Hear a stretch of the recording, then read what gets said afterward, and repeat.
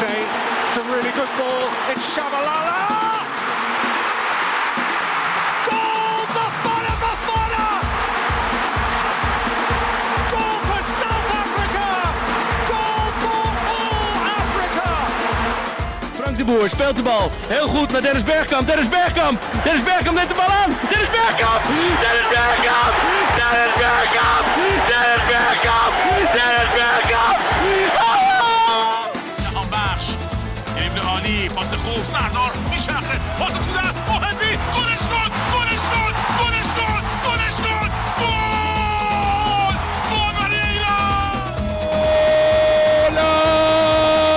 ¡Golazo! Argentino, argentino, argentino, genio, fenómeno, ídolo, maestro. ¡Qué golazo de Messi! Uno más. Goal! Goal! Goal! Goal! Total, José! Goal nog Aristeas! Goal nog Aristeas! Treleni total. Howard gratefully claims it. Distribution, brilliant. Landon Donovan, there are things on here for the USA. Can they do it here? Cross, and Dempsey's denied again, and Donovan has scored! Oh, can you believe this? Go, go, USA! Certainly through. Oh, it's incredible. You could not write a script like this.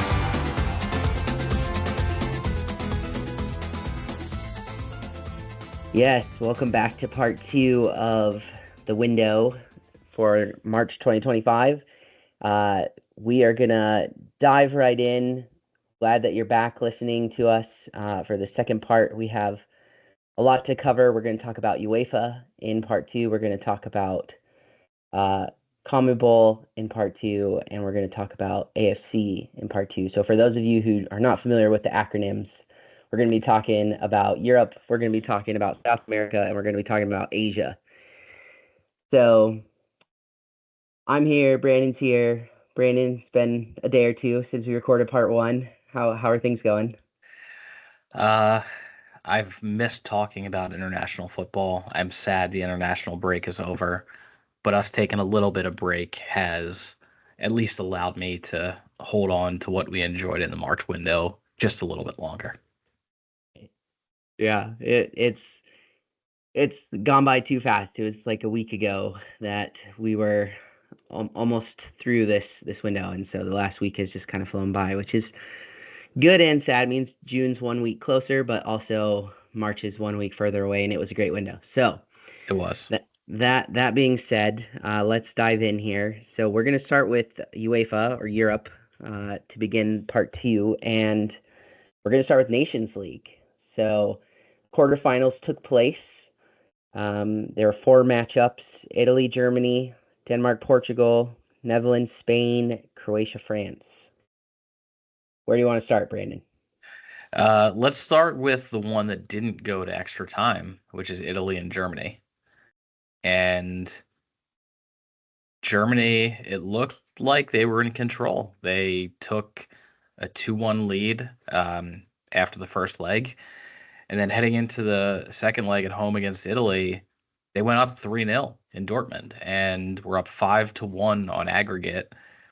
Looked like that was completely done and Italy was just going to bow out quietly, but that was not the case. And they found 2 goals from Moise Kean, who's been incredible for Fiorentina this year. They got a penalty in the 95th minute and made it 3-3 and brought it back to within 1 goal on aggregate. And ultimately, they weren't able to break through, but really gutsy performance from Italy, in my opinion. And these matches, it's you're not seeing the same thing in the CONCACAF Nations League with 60,000+ attendees at each match. That could be a good or a bad thing. But yeah, this was a hotly contested tie, a lot of goals.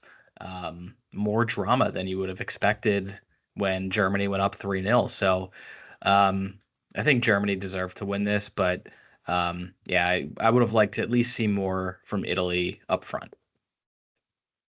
Yeah, it was interesting.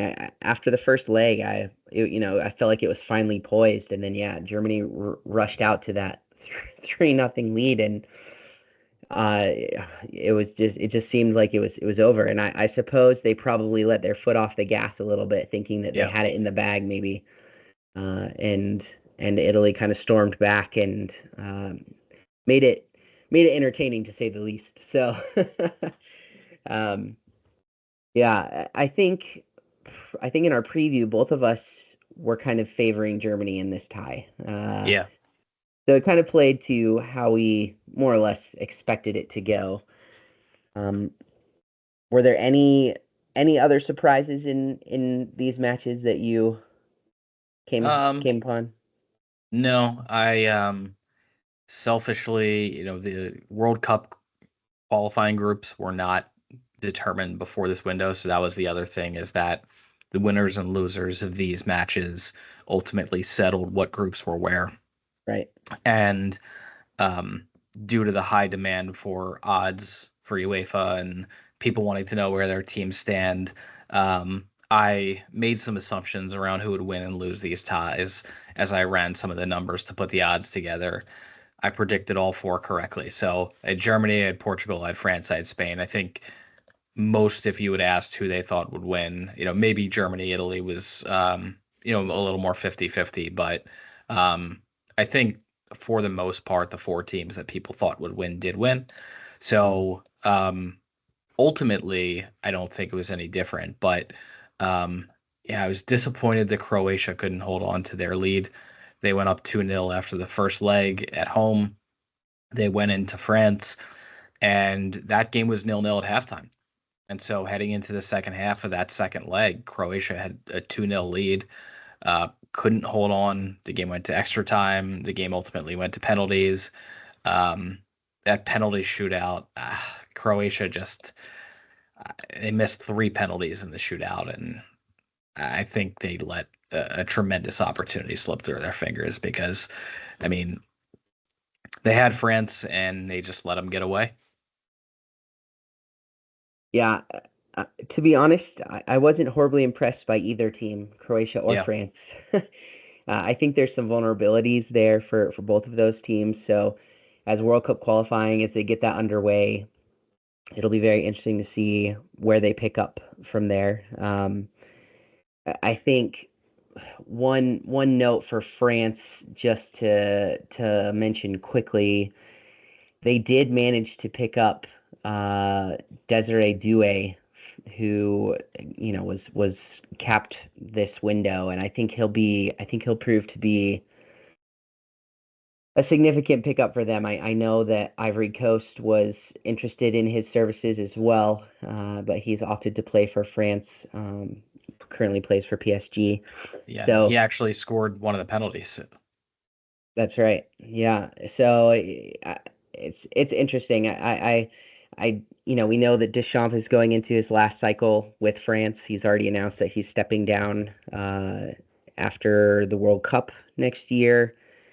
So, yeah, what happens between now and the end of the World Cup will be interesting, I think, in terms of France. And for Croatia, we've talked about it in the past, but how are they cycling through this new generation, right? This isn't the Croatia of a couple years ago, right? There's new faces in there, but then there's also, Modric, who seems to never, I don't want to say die. That's not the right term, but he continues to perform and to perform well, for Croatia. So, yeah, but it's a good point. And you look at who scored the 2 goals against France: Ivan Perisic, who is 36 years old, and Ante Budimir, who is 33 years old. Yeah. And they're an older team, and I don't know how long they're going to be able to keep doing it. So yeah. So for the 2 ties that we've covered so far, we should probably mention that Germany, in terms of World Cup qualifying, has gone into Group A because they progressed out of their tie. Whereas Italy has gone into Group I with Norway, Estonia, Israel, and Moldova. Yep. Group A has Luxembourg, Northern Ireland, and Slovakia. Croatia has gone into Group Group L. L. Yep, with Czech Republic, Montenegro, the Faroe Islands, and Gibraltar. And then France has gone into Group D with Azerbaijan, Iceland, and the Ukraine. So,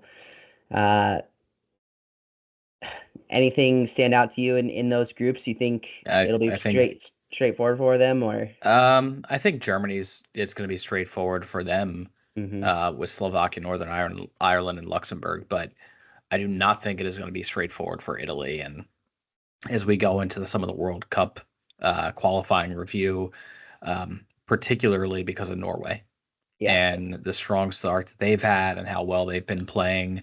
I'm going to give you a little sneak peek, but I do favor Norway actually over Italy, which I know on the surface sounds like, whoa, you must have calculated something incorrectly, but Norway is flying. They already have 6 points in the bag. They're a +7 goal differential already.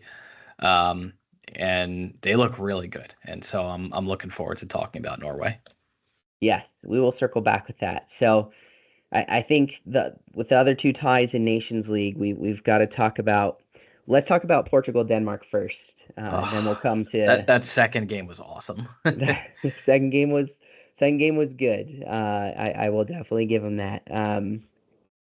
A little disappointing from my own personal bias. I was hoping that Denmark would be able to stick it out. You know, I felt like they played really well at home in the first leg, and to be honest, I thought they did okay in the second leg. And then I think the legs just kind of started to give out. So, you know, it's kind of a bummer. You know, Ronaldo missed a penalty. That hasn't happened very often. Yeah. But it didn't matter. There was an own goal in the first half, and then Ronaldo scored again in the second half. And then Trincao, we should probably talk about him. He was lights out here after subbing on in the 81st minute. He would score in the 86th and the 91st. So, you know, he came on and definitely made an impact in this match, which they needed, I think. So, positive there. What were your takeaways from this tie? It pretty much went how I expected it to, and I think for me, Denmark's a team, and we've talked about how I felt they were underrated, and I think they took a step back. I think they're kind of back up towards that top 10, I would say, in UEFA, which is pretty much top, I don't know, 15 to 20 in the world. So I think they're right there. I think they're not quite as good as Portugal, but you can see they obviously played Portugal extremely tough and they can hang with them. So I'm expecting Denmark to obviously qualify for the World Cup, as I am with Portugal. But I like what I saw from Denmark, and I know Denmark landed in a tough group. They have Greece, Scotland, and Belarus. But I still expect them to qualify, and I think they're probably last 16 team for me again at the World Cup. Yeah, I think so as well. And I was also very excited to see Micah Biereth get his start for Denmark in that first leg, and then he came on as a sub in the second leg. So good pickup for Denmark. They've got several of those actually. So it's good to see them putting new blood into their squad, and I'm looking forward to seeing what they can do. And for Portugal, you know, I don't know what else needs to be said. They're into the semifinals, and it was an amazing comeback for them. And yeah, they will head into Group F with Armenia, Hungary, and Ireland. And based off of results that we'll talk about in just a minute, they should breeze through that group, I think, fairly I think so. easily. So, I think so. Yeah. So that leaves us with one, and right. that is Spain and the Netherlands. And it was a high-scoring affair. 2-2 in the first leg. The second leg was 2-2 after 90 minutes. Each team scored a goal in added time, and they went to penalties where Spain ultimately won 5-4. I don't know that I expected this many goals from this this I was tie. going to say the same thing. Yeah. Uh, you know, 10 goals between the two teams over two legs. I've seen it from the Netherlands, but I think it just goes to how strong Spain is right now. Um, but I thought that Spain, every time they hit the Netherlands, would be that would be the knockout blow, and the Netherlands just kept fighting back. And Spain scored first, Netherlands equalized. Spain scored again, Netherlands equalized. Spain scored a third time in extra time, the Netherlands equalized a third time. So they did not give up, and I was expecting them to kind of just once Spain got that lead, not be able to close that, but incredible performance from them against a team that many would say right now is the best team in the world. Yeah, I agree. And I think too, for the Netherlands, one of their weak places right now in the squad is up top, right? And you've got Depay, but he's come under a lot of criticism recently. There's a lot of people who don't want to see him in the squad anymore, especially since he moved to Brazil to play for Corinthians. But I feel like he did okay this month. He converted that penalty in the second leg in the second half, which was huge. And then he was all right. And I think one player as well that we should probably mention too is Ian Maatsen, who was a late call up for the Netherlands in this window, but he made an impact. He was the one that scored that tying goal in the second leg in the 79th minute, and it was a really nice goal on his debut. So, he was a player that I think was sought after by Suriname as well, if I'm not mistaken. And so he's tied his colors to the mast for the Netherlands. I think that's what he always wanted, if we're being honest. And yeah, he came in and made an immediate impact. But in terms of Spain, I don't know. Does it raise any question marks defensively for you that this Netherlands team, who has faced a little bit of criticism up top in terms of being sharp and being able to score a lot of goals, were able to put that many goals past Spain? Or is this just kind of a two heavyweights going at it, and they're just that good at finding weaknesses in each other? I don't know. I mean, I'm just looking back at some of their results, and obviously I'm looking at 24, and it's just an impeccable record for them. Mm-hmm. But in the Nations League, they conceded 2 against Switzerland. They conceded 1 against Switzerland. Denmark scored on them. Even going back to Euro, their last 4 matches, really all 4 of their knockout stage matches, they didn't keep a clean sheet in any one of those. So yeah, I think it is a little bit of a concern. But the Spain team that's now scoring like 3-4 goals a game, you can concede 1 here and there. 2 or 3 becomes a problem. So, I mean, the Netherlands is an extremely good opponent. They're not going to face anything like the Netherlands in World Cup qualifying. So they're in Group E, and I mean Turkey and Georgia are tough. It's not an easy group. They're with Turkey, Georgia, and Bulgaria, but they're not the Netherlands. So I don't really have any concerns about them being able to qualify and really make a run at the World Cup. I think where you could see some issues is when you get into a knockout stage and everybody is good. And but that's a ways away. But I do think they're probably having some conversations around shoring that up. Sure.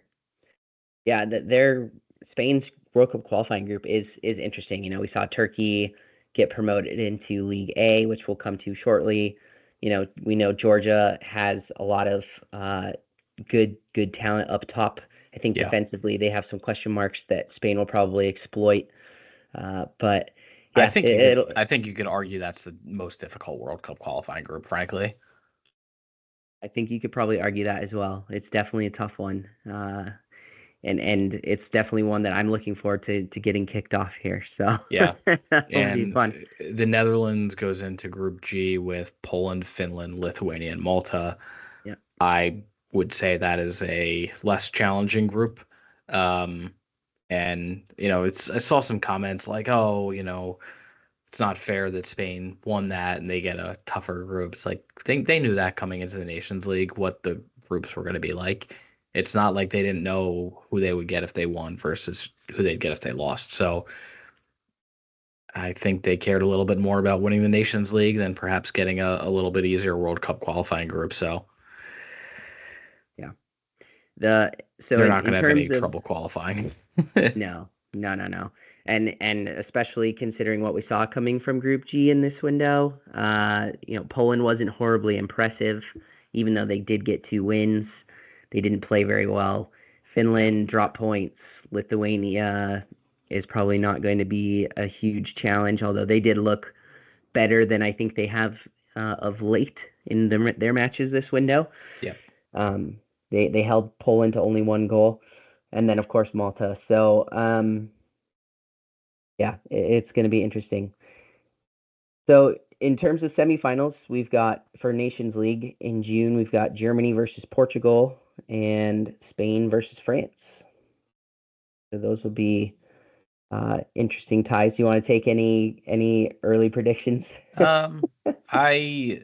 So interestingly, they're going to be playing them in Germany. So all 4 matches, including the 3rd place match, all 4 of them are going to be in Germany. So I do like Germany in the semifinal over Portugal because of that home advantage.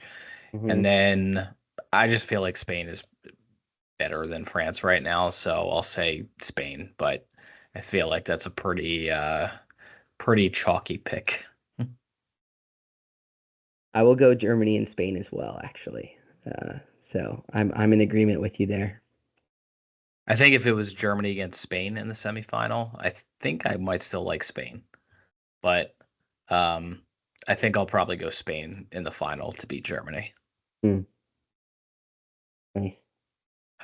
So, all right. So that is the Nations League quarterfinals and knockout stage.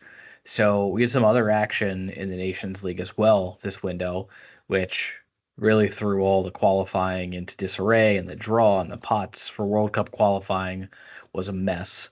So the teams that played this window were playing with the new Nations League format, these promotion relegation playoffs. Mm-hmm. So in prior editions, you just had straight relegation, promotion, with the exception of League C and League D. UEFA introduced that format across all 4 leagues. So in League A, the 4th place team was already relegated, but the 3rd place team from each group went into these promotion relegation playoffs. Likewise, League B, the league winners got automatic promotion, but the 2nd place teams, they are also in these promotion relegation playoffs. So you had 3rd place League A teams, 2nd place League B teams. And these were really good matches. I really enjoyed these. A lot of back and forth in these ties here. We had one that was not as close, which was Turkey and Hungary. I did not expect 6-1 aggregate to Turkey. I did expect Turkey to win this one, but I didn't expect by such a wide margin. And they pretty much put it on Hungary, and they let them know about it too. So there was a lot of back and forth, and so much lies overrated, and a lot of trash talk between these two. So Turkey got it done. Yeah. And got promotion to League A. Yeah, wasn't there some sort of like Instagram spat between Bosalai and someone else? I can't remember who. Yeah. They were jawing back and forth. Yeah, I think I remember seeing that, which made me chuckle a little bit. But I agree with you. I expected this to be way closer than it was, Yeah. and so I have to be honest. I'm a little disappointed with Hungary. Hungary's obviously relegated out of League A. Turkey's promoted into League A. Yeah. And we've kind of seen this with Hungary. They're on a bit of a downward trend at the moment. which is slightly worrisome. But at the same time, they came up against a really hot Turkey team. I don't know what Turkey's deal was in November. Maybe it was just a fluke or a blip. Losing that Nations League match against the Montenegro or North Macedonia. I can't remember. It was one of those two. But I think it was Montenegro. Yeah, I think so. But anyways, they looked very impressive here, and so yeah, I was very, very surprised by that. So good for Turkey to make it through there.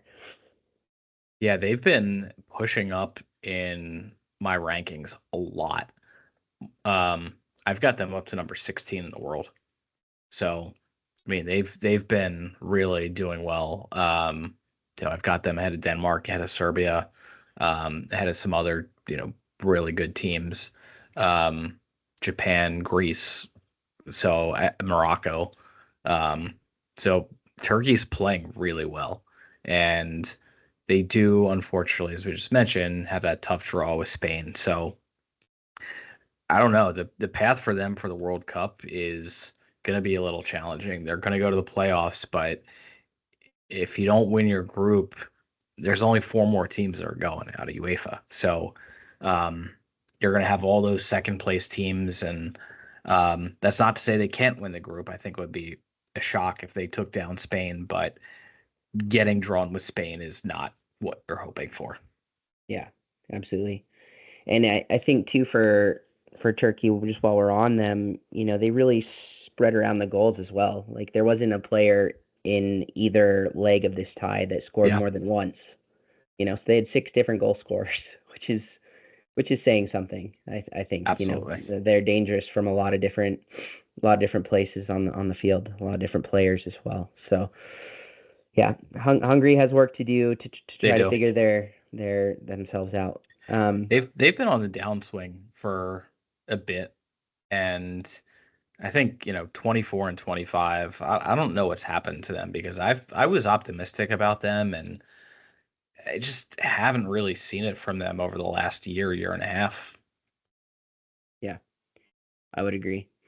Why don't you take us through some of the other ties? Where do you want to go next?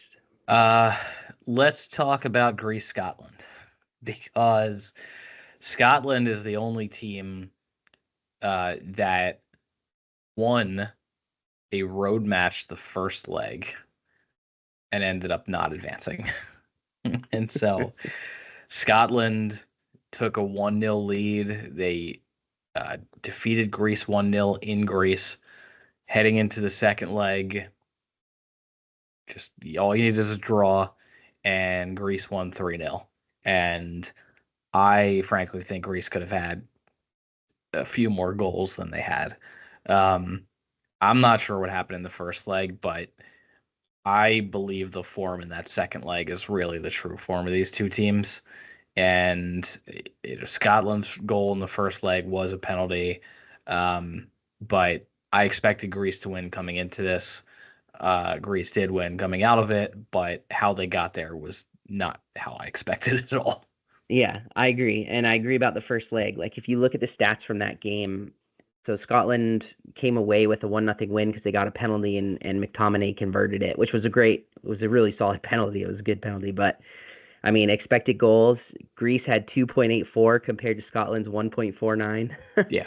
And then Greece had them in possession. They had them in shots, 24-8 total shots.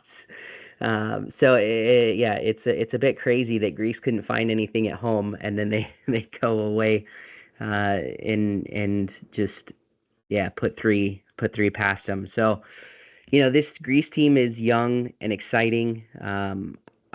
I think everybody knows by now, to look out for Karetsas, right? Who is a 17-year-old kid who's playing at Genk. There's a lot of hype around him right now, and I think he showed why. I think he played really well, and obviously got the goal in the second leg. So definitely a lot of young players in this Greece squad to be excited about, and I'm looking forward to seeing what they can do. I think I think they'll find it tough in League A, but it'll be a good learning experience for them, if I'm being honest. So Yeah, I agree. They're a team I've been excited about and has also just steadily climbed and climbed and climbed. And even throughout Euro qualifying, I was really high on Greece. And I think they've got a lot of good talent right now. And I definitely think they could grab one of those 4 second place spots. And I think they could put a little danger to Denmark, frankly. yeah, so we'll see them against Scotland as well, because those are both in the same World Cup qualifying group. But I agree with you. I think they could be trouble for Denmark. So curious to see how that pans out. Yeah. So the other two, Ukraine fell to Belgium 4-3 on aggregate. Serbia took down Austria 3-1. Ukraine also a 2-goal lead after the first leg, ended up blowing it in the second Yeah. leg. And not only did they blow it, they blew it really late. They carried that 2-goal aggregate lead all the way until the 70th minute. Belgium scored in the 70th, the 75th, and the 86th minute.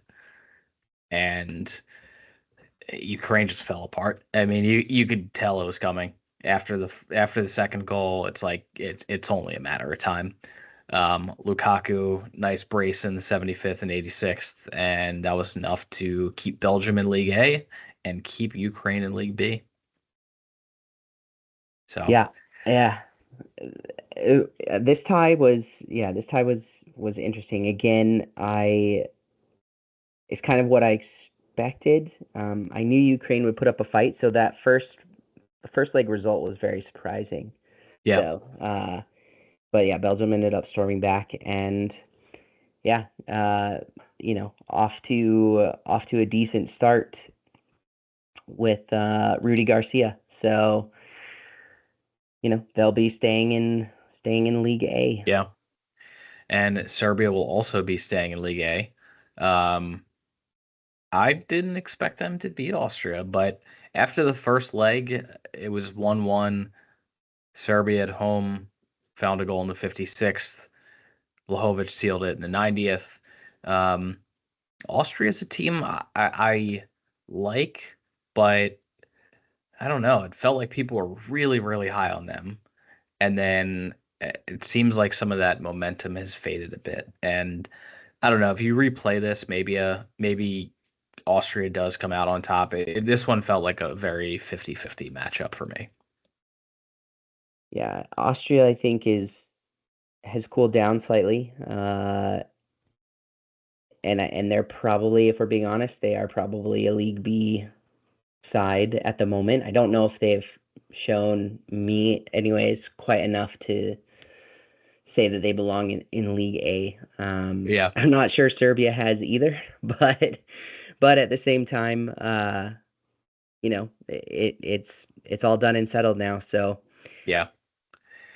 And I guess we'll spoil a little bit of the surprise, but when we get to the groups for World Cup qualifying, Austria is paired with Bosnia, Romania, Cyprus, and San Marino. Bosnia got a win over Romania. As a result of that result, we posted a tweet that nobody's got a higher chance to win their group than Austria at over 90%. And that was met with a lot of criticism from some Bosnian supporters. Obviously, they're on 6 points, but we'll talk about that in a little bit. But Austria got a great draw, frankly, and I agree. I don't know that Austria is necessarily a top 2, like a top League A team, top 15 UEFA team, but getting that draw, it doesn't really matter. They're paired with who they're paired with, and that's who they have to face. So, yeah, I think Austria is in a good spot to qualify for the World Cup, even though they are struggling a bit. Interesting. Yeah, we'll come back to that because I have. Yeah. That's interesting. You have concerns about that statement? I do a little bit. Yeah, I do. All right. So that was League A B. League BC, I think had a little less drama. Um, I know you wanted to talk about Iceland and Kosovo.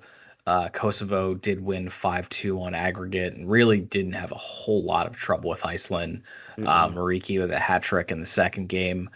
And Kosovo is up to League B, which is pretty remarkable for them. And Iceland's down to League C. So Kosovo is playing well, and I think they're tough. And I'll be curious to see how they do in League B. They've slowly climbed, but they're a pretty solid team, and I think they definitely deserve to beat Iceland here. Yeah, Iceland didn't play very well. I'll be upfront and honest, and that was really disappointing. I expected a lot more from them, especially with Arnar Gunnlaugson's, first window in charge of his Iceland team. He was very confusing. He came out with what I thought was a pretty strong lineup in the first leg, but then he made a lot of changes in that second leg, and I'm not sure why. I still question that. I rated Iceland pretty highly, and I think that they have something there, but this is definitely a step back for them. I ended up, I'm just disappointed. So Yeah. I don't know what Gunnlaugsson has to do or why he made those changes, but he's got to get that sorted out and get it sorted out pretty quick. And for Kosovo, congratulations. I was not expecting you to be where you are, so you completely blew me away. So well done to you. I've got them right outside the top 50 in the world rankings. So they've just continued to move up and move up. Iceland's dropped down to 66 for me. So right now I do have Kosovo higher than Iceland, and I think that's probably fair given the results, honestly. So another one that was, I guess, a little closer than people thought was Ireland and Bulgaria. Um, Ireland won 4-2 on aggregate. Went down in the first leg. They came back, scored 2 goals. So they had a win on the road coming home to Dublin. And Bulgaria actually got the first goal in the second leg. And at halftime, these teams were level. And I don't know. I was really concerned with what Ireland was doing. They were able to find 2 goals and ultimately stay in League B while Bulgaria is staying in League C, but didn't inspire a whole lot of confidence seeing that Ireland team, frankly.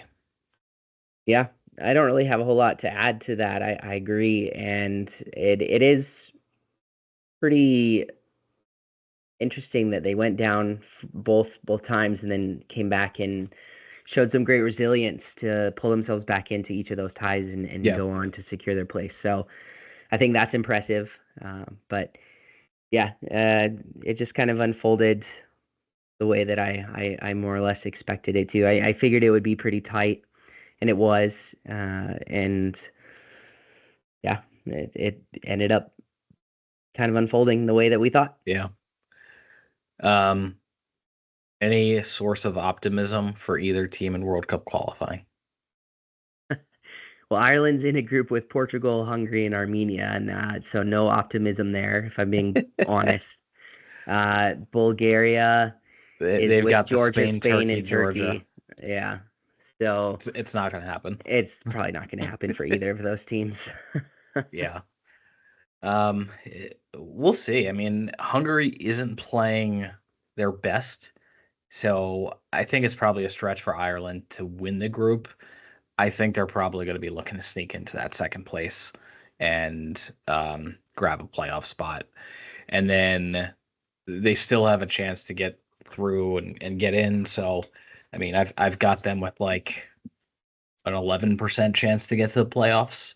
So it's not very optimistic, but Hungary is not playing their best. So Bulgaria, on the other hand, is just, they're not going to get there. Yeah, they're pretty much toast. I think I would still take Hungary over Ireland. I think, Yeah, even I though would. I would Hungary's also. not playing well, I think they're still a better team than Ireland. I would agree with that. One tie that was not as close was this Georgia Armenia tie, and And we that didn't think it would be. no, we were both very optimistic on Georgia, but I mean a 9-1 aggregate score line, I think just goes to show how far this Georgia team has come and how good they really are. Like this is a very, very good team. They're not we're a League C team, we're a Pod 4 team that, could be challenging for the teams that are ultimately going to qualify. Like they're in the mix for sure. Yeah. And they are that much better than Armenia. And the second leg, they won 3-0 in the first leg. I watched the second leg, and I mean they were just doing whatever they wanted to Armenia, and they scored 5 goals in the first 35 minutes, and it was relentless. It was rocking in Tbilisi, 47,000 in attendance for a match against Armenia, and I mean it was just an onslaught. I think they could have probably scored as much as they wanted to. But you could tell they definitely eased up a bit. So it was not close at all. No, it was not. Tough start for John Van Schip for Armenia in his first matches with them, and kind of to be honest, it was definitely expected. So yeah, he's got a lot of work to do with that Armenia team to get them back to where they wanted, and it didn't help that one of their most talented players came to him demanding to start, and that didn't go over well because the player has to earn his starting spot. But Ranos is not even starting at his club where he is on loan in like the second division in Germany. So it just didn't go well. So I believe that player, I think Ranos ended up leaving camp if I'm not mistaken. But anyways, it doesn't matter. It's just it's crazy. So that's that basically. That was that, and then the last of the Nations League ties, Slovenia and Slovakia, definitely the biggest snoozer of all of them. It was 0-0 in the first leg. The second leg was 0-0 after 90 minutes. Yeah. Slovenia ultimately got a winner. I don't know. I expected a little bit more from Slovenia here, and they just didn't do a whole lot. So I don't really have a whole lot to say about either of these teams coming out of this performance. Yeah, it wasn't great by either. Like, and then again, we talked about this on the preview that we figured it would probably be a giant slugfest, and it absolutely was. Like they just traded blows for 180 minutes, and then Nedza Sarin decided that he was gonna do something about it, and he broke the tie 5 minutes after they went into overtime. So yeah, it was. It wasn't always pretty. I watched these matches, and I felt like both teams probably could have done a lot better than they did.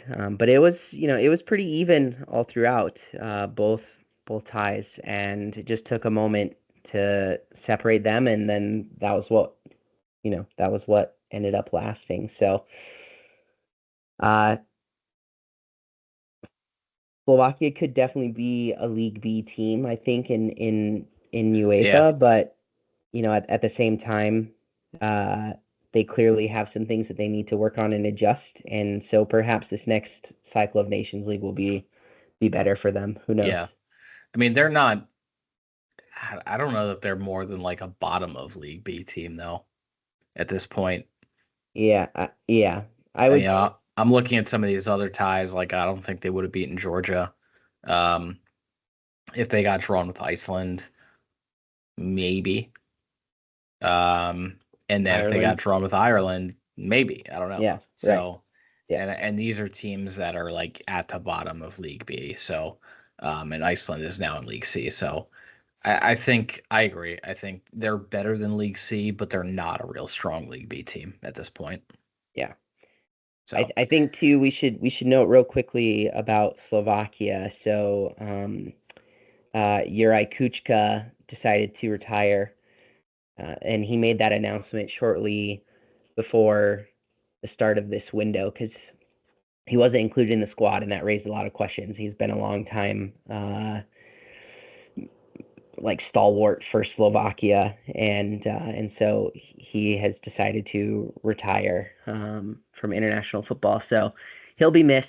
They celebrated him at the match and gave him kind of a send off, but I just wanted to make a note that he is retired from the national team for Slovakia. So all right. So that is your Nations League rundown. For UEFA fans, good news, we've got more. And so that was the Nations League side of the house. On the other side, half of the World Cup qualifying groups got underway. So we had 6 groups that were idle. 6 groups did kick off their World Cup qualifying campaign. And I don't know, I thought the games were good, but at the same time you're missing a lot of teams and a lot of good teams from UEFA. So I don't know. It felt like it was okay, and then you had England, battering a couple teams, and so, um, yeah, I don't know. I thought the games were okay, but I definitely felt like the Nations League games were a bit more exciting. I guess I would, yeah. I think you're probably right. I enjoyed it though. I Yeah. thought Oh, absolutely. they were good. I thought I mean, I don't know where you want to start, but I thought Bosnia's win over Romania was a good result for them. Yeah. Norway looked good, and you know, England looks good. That's kind of expected, but it was kind of a lot of, I don't know, bigger teams versus quote unquote Yeah. minnow teams. Yeah. I in mean, these you look at matches. Group G, as you mentioned, Poland got 6 points, but I mean, 1-0 over Lithuania, 2-0 over Malta. Not Lithuania so. was really surprising. I was surprised by them. I watched them against Poland, and especially because when I turned it on late, Yeah. and because when I turned it on, it was only like 1-0, and I was like, oh my gosh, like what's going on here? Well, you must have And turned it on late because Poland didn't get that goal to the 81st minute. it was late. It was late. Yeah, my attention was elsewhere. But from the limited bit that I saw, and I watched their entire game against Finland. They were all right. Um, it's disappointing for Finland not to get 2 wins here. I think they have probably shot themselves in the foot now in this group already. Yeah. There's matches, so little but margin for error in this qualifying too. yeah, precisely. So, that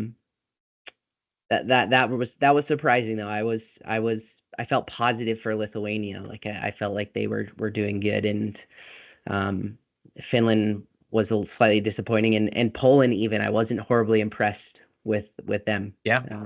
So Poland on 6, Finland on 4, to Lithuania on 1. Netherlands hasn't played a game yet, and Malta's lost both of their matches. Yeah. Kind of what you would expect, I guess. Yep. And so Netherlands is going to jump into this group, and they get Finland, they get Malta in June. So we'll see how they do, but I'm expecting them to really clean up in this group.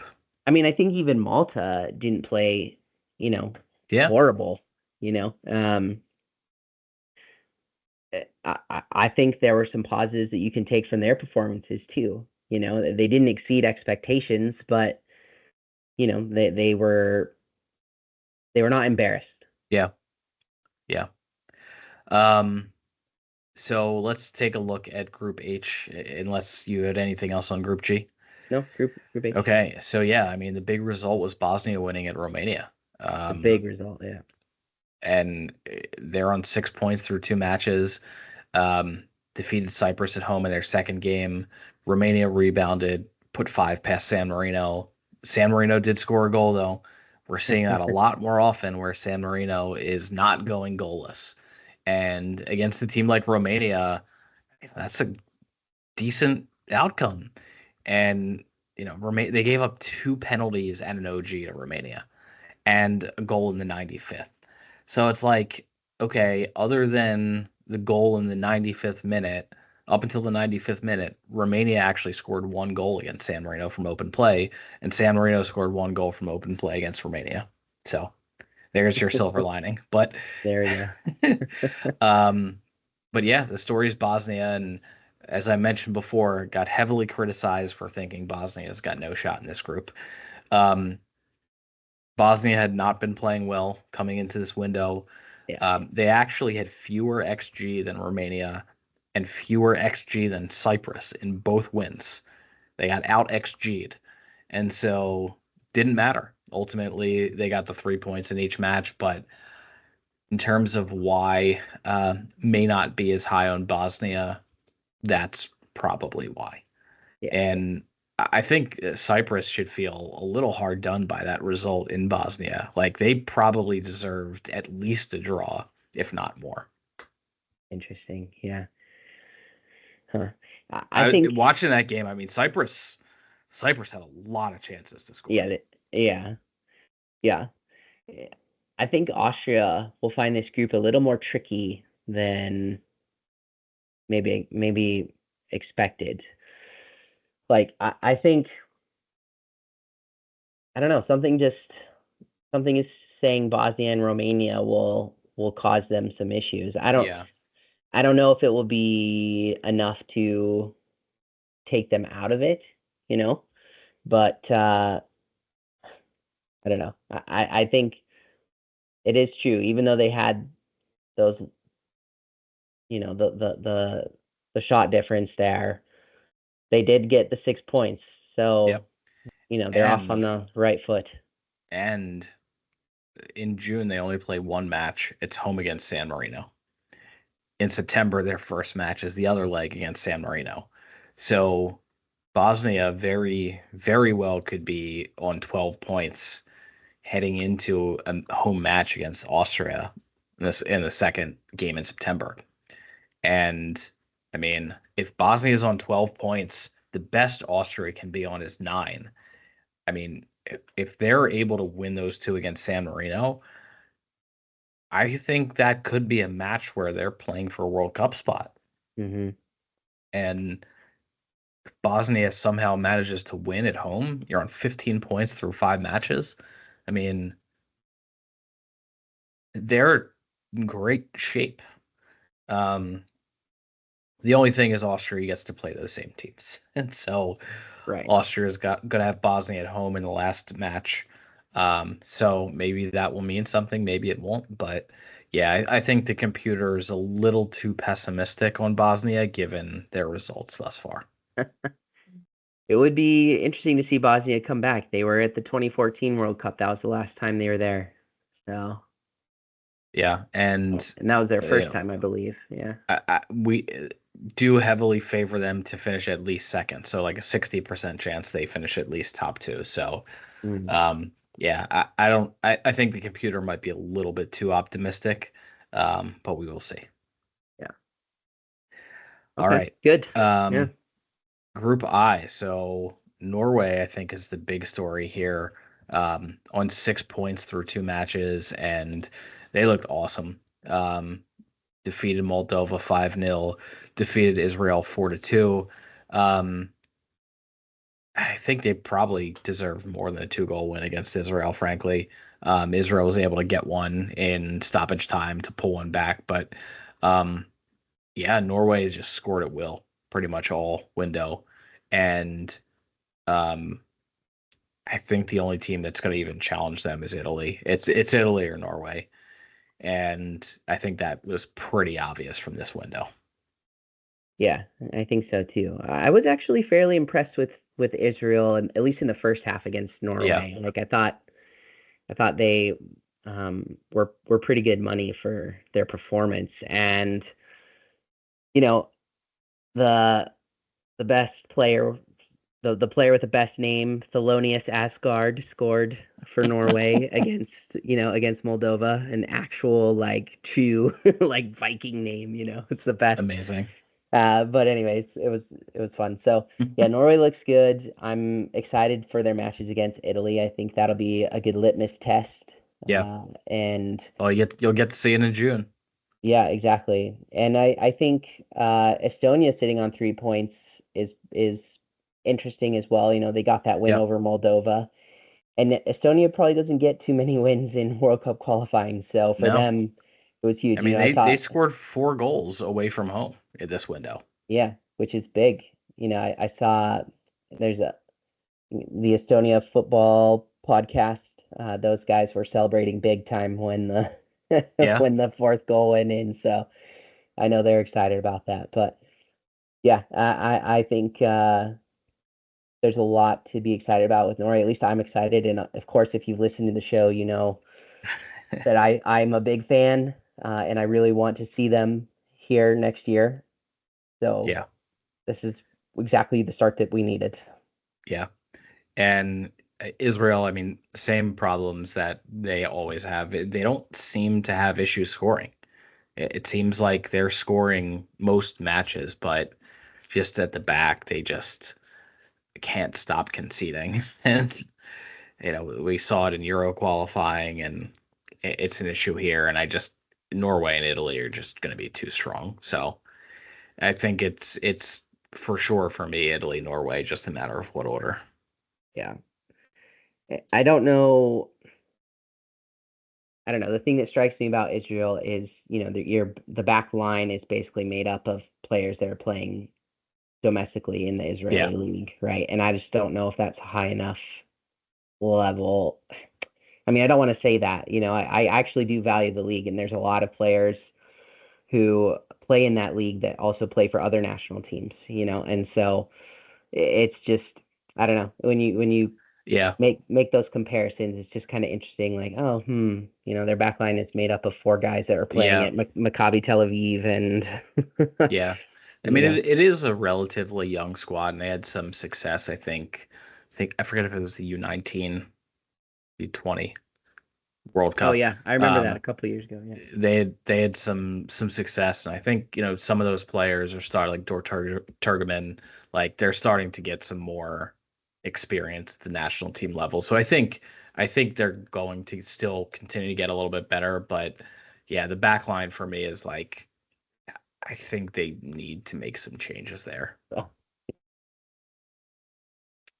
okay. Um, all right, that is Group I. Let's go to Group J. Um, North Macedonia and Wales at it again. um, each team won their first match. North Macedonia beat Liechtenstein. Wales beat Kazakhstan. Um, I think the Kazakhstan stars faded a little bit, but they did get a win at Liechtenstein, so that was nice for them. And then the North Macedonia Wales game, I mean, back and forth, 0-0 at the 90th minute. Um, North Macedonia finds a goal that I think they thought would be the winner, and the match just played on, and they did a whole lot of celebrating after that goal, and there were 5 minutes supposed to be added. Wales scored in the sixth added minute. Um, it was just almost a Controversy. comedy of errors at the back for North Macedonia. It was not a pretty goal, but Wales found the equalizer, and that's a huge point for them on the road. I think they're probably going to be battling North Macedonia for the second spot in this group, and I think losing that match would have been very, very detrimental. Getting that point was massive for Wales, in my opinion. I agree, and I think it was also maybe even more massive for Belgium. Yeah. Because drop points means, you know, they have less chasing to do when they get going, right? Yep. Like 4 points is much more manageable than 6. So, yeah, I was surprised a little bit with Wales, to be honest. I expected them to, even though they were away in that match, I expected them to kind of handle North Macedonia. Yeah. So it's it was an interesting result from my Yeah. end, and we know that Wales is going through like some injury issues at the moment, and so that certainly could have played a part in that. But yeah, crushing for North Macedonia, I'm sure. Like the match should have been Yeah. over. I will share some some silver lining for both teams. So I give Wales first of all, really like Belgium to win the group now, like 90%. Wales, a 92% chance to make the playoffs. North Macedonia, a 98% chance to make the playoffs. So both of these teams have the Nations League to fall back on and are kind of competing for a second at this point. So not to say that the games don't matter, but they're probably both going to get in. I think what does matter, though, if I know we've got a lot of Wales supporters as well. Maybe we've got a whole lot of North Macedonians as well. We hope so. But what matters is actually the pots. And so for the 4 teams that do qualify for the World Cup playoffs through the Nations League, those 4 teams automatically go in pot 4 for the draw. And so that is something that is not good. And so the other 12 teams are going to be seeded based on the World Cup on the FIFA rankings. And so if you're in pot 4, you're getting a team out of pot 1, you're getting a team out of pot 2, you're going to get some good teams that you have to go up against. Whereas if you finish second, you're amongst that top 12 and you don't have to deal with that, especially if you are just based on your FIFA ranking in pot 2 or pot 3. So that is a little added benefit, but I do expect we'll see both of those teams at the playoffs. Okay. I like it. Yeah. There you have it. All right. That was Group J. We got 2 more groups that had matches. Group K was one I was looking forward to. England finished on 6 points through 2 matches. Albania on 3 points. Andorra, Latvia played. Latvia got 3 points against them, but each of Andorra and Latvia lost 3-0 in their other match. So it's England and then it's Serbia and Albania, I think. I was hoping we'd see a little bit more from Albania at England, but I mean, a 2-0 loss on the road to England is not a horrible outcome. They took care of Andorra pretty easily, and you'd expect that. So, I think with what you're expecting from Albania, I don't know if you're thinking they're going to win the group. You might be a little bit disappointed, but I think they're still in okay shape. Problem, Serbia is a very good team also. And so I think, we're going to see that in June, Albania, Serbia. I can't even imagine what that game's going to be like. Well, this may surprise you, but I did not expect Albania to win the group. So that does not surprise me, and that is a fair assumption. And I am looking forward to that Albania-Serbia match, mostly for the atmosphere inside the stadium, and curious to kind of see what that is this time around. The England-Albania match was, I'll be honest, it was a little disappointing. Yeah. I was expecting, I don't know, more from both teams, to be honest. Yeah. Like, I felt like they were both pretty tentative. Even though England took an early lead, with Miles Lewis-Skelly getting his first goal on his debut for England. I thought Albania played all right. And I guess, I thought England played all right. They did what they needed to do to get the win, and they looked fairly comfortable. I guess I was either expecting England to put Albania to the sword, or I was expecting Albania to offer a lot more, and none of those things really happened. So I just kind of ended that match like, okay, there it is. Yeah. So. I think that's also what I expected, and or I should say that's what my reaction was coming out of it. I don't know what I expected, but yeah, my reaction coming out of that was definitely like, okay, I get it. Yeah. Yep. So yeah, Serbia will. I would favor Serbia over Albania, I guess is what I'm trying to say.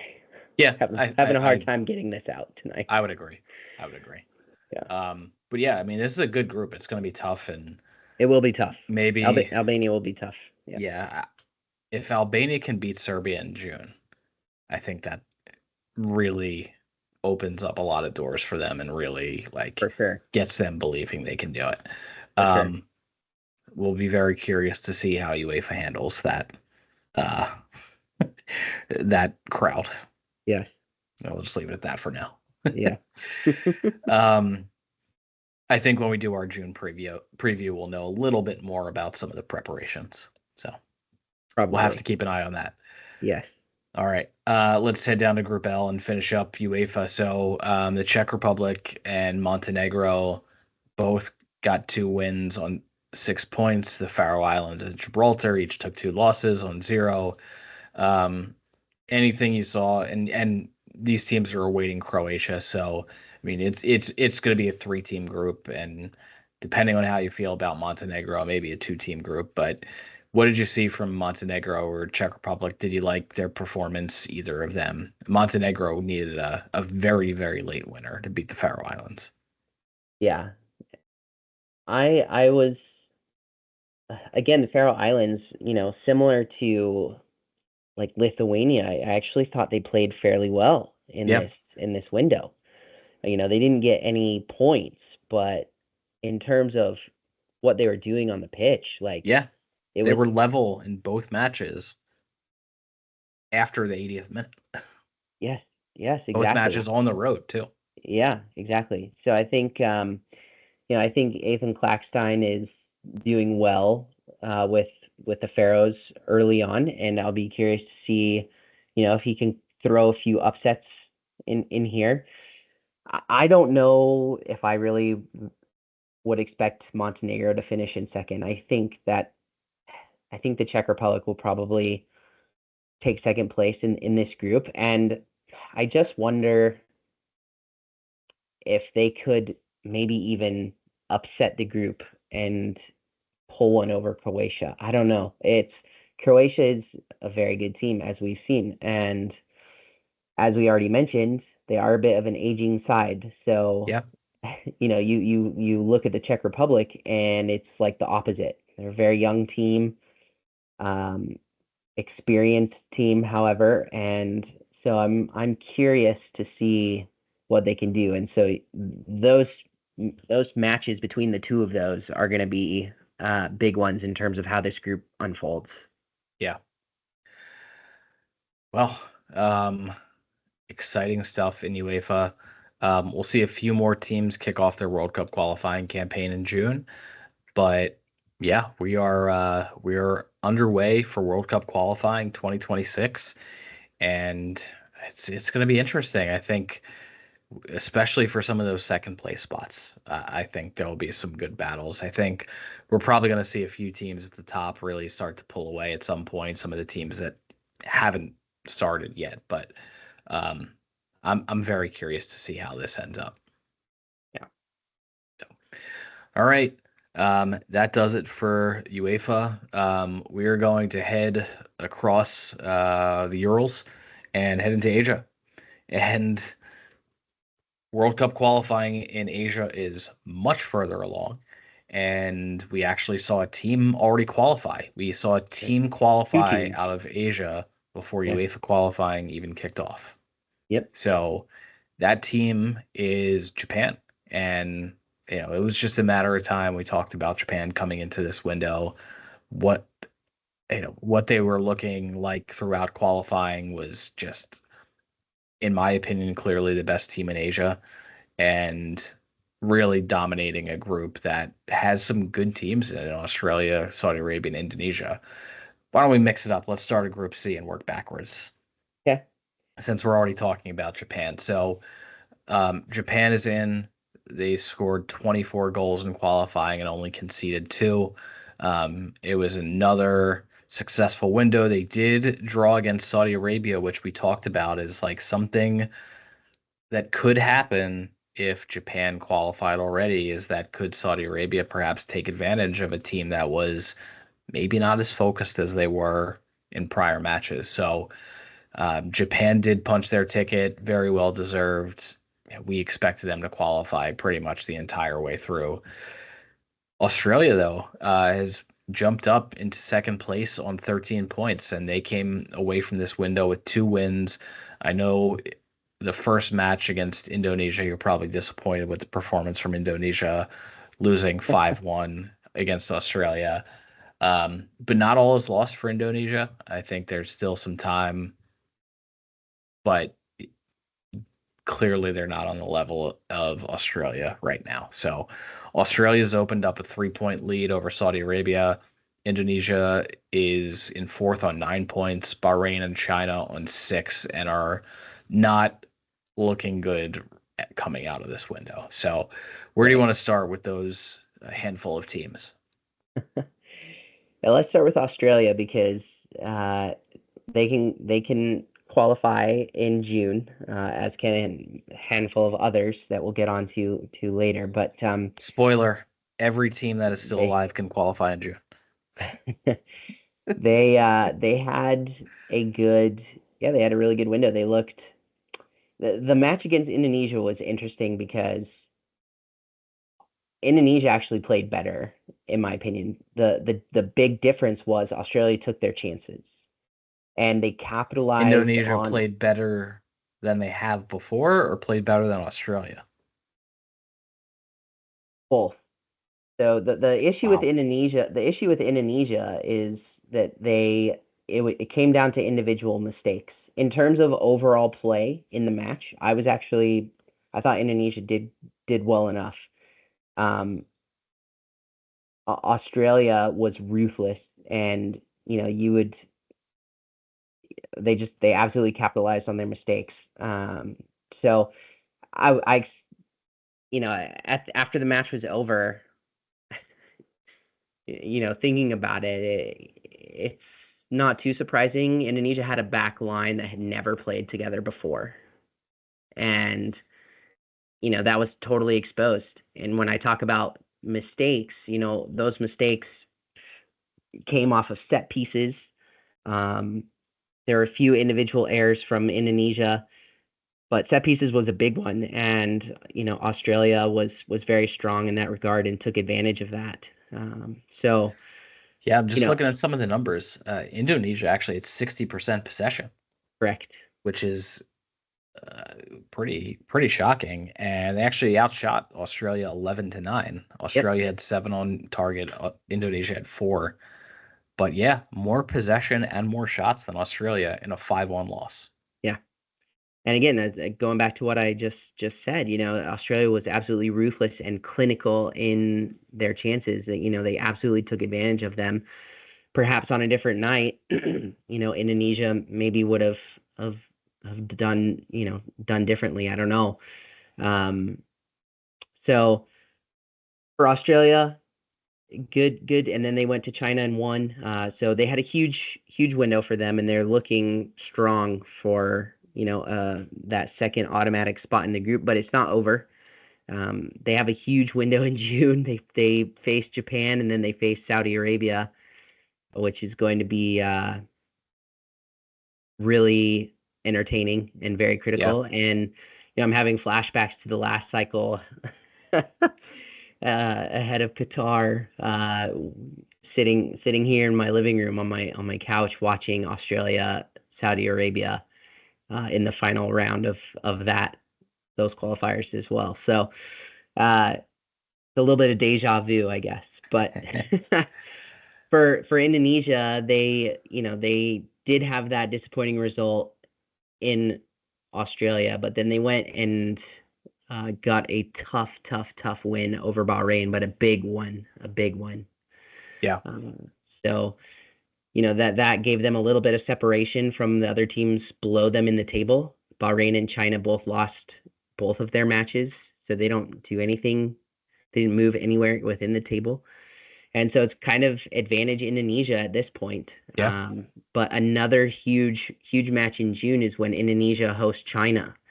And it's going to be an absolute 3 points. Like anything less than that, a draw isn't maybe killer, but at the same time, like you should be winning those games at home. And at this point, that could be a final nail in the coffin for China.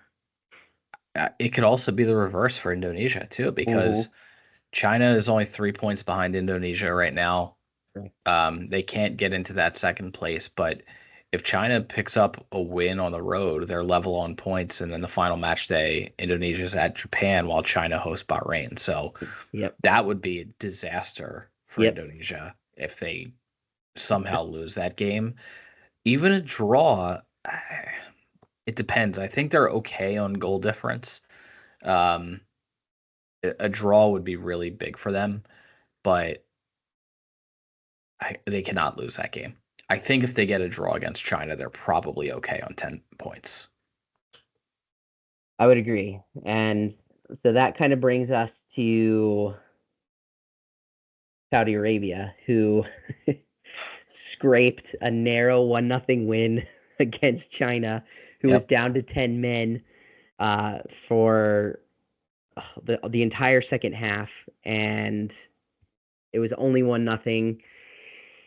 I don't know. I'm just not horribly impressed with Saudi Arabia at the moment. Yeah. You know, I think it's impressive that they got a 0-0 draw with Japan in Japan. But at the same time, as you already mentioned, you know, how interested was Japan in that game? They've already qualified now. Yeah. You know, Saudi Arabia has just 1 goal in their last 5 matches. Yeah. Yeah. And yet, you know, they called in Muhannad Al-Saad, who was he's playing in League Two in France, who I really enjoy watching him play. I think he's a fantastic player. He just sat on the bench for both games. You know, he's a playmaker, he's an attacking threat. Why aren't you playing him? I don't get it. So I'm baffled by that. I think there's an opportunity there for him to come in and make something happen. That's what he does for his club. He plays for Dunkirk. Yeah. And, you know, he's having a great season with them. You know, you have nothing to lose. Why not? Why not just put him on and see what he can do?